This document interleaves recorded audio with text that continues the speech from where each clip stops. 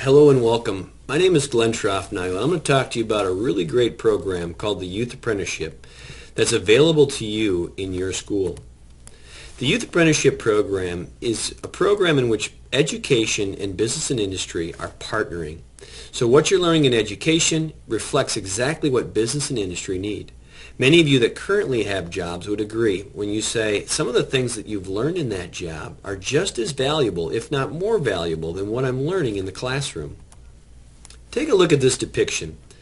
We have a young person who's applying for a job. The human resource lady says, "What real-world skills do you have?"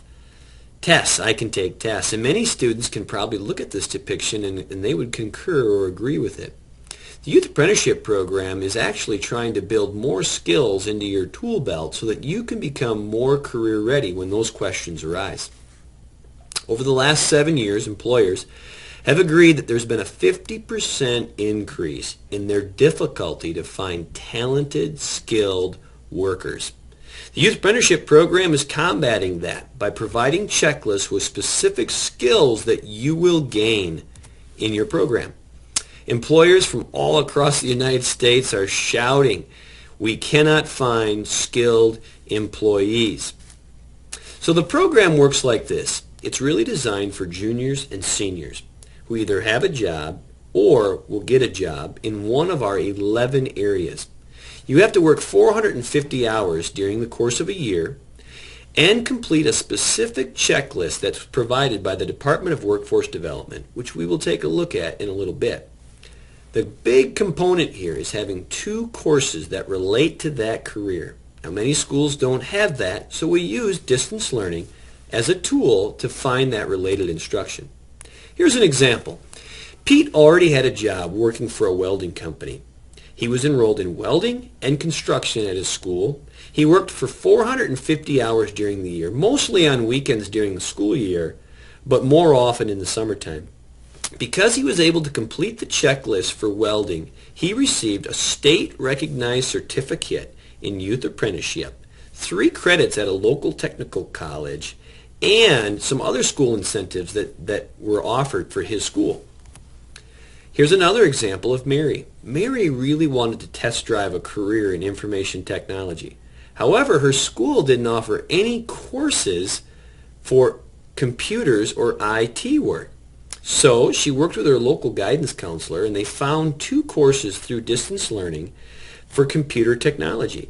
She found a job with a local IT computing company. She earned the skills that she wanted to receive, and she got a certificate that she used on her college application.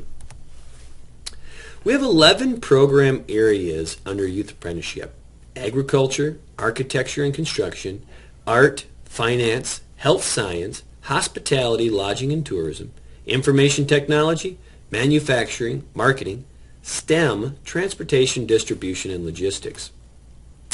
This is an interesting slide.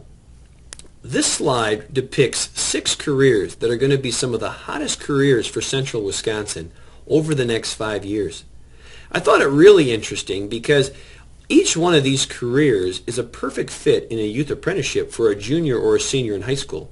For instance, if you wanted to become a physical therapist, right now as a junior, you could apply for a youth apprenticeship program in physical therapy, receive a checklist, get a job, and really be able to build some skills and make some decisions on if this is a career that I want to continue in.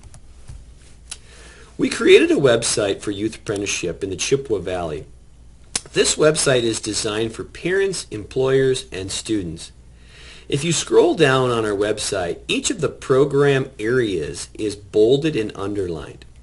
So if I scroll down and I chose health science, underneath health science, I wanted to get a little bit more detailed. So I said, well, let's do something such as a nursing assistant.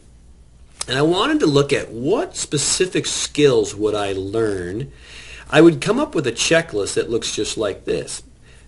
So as a student, I could go, wow, I'll have to be able to measure an EKG.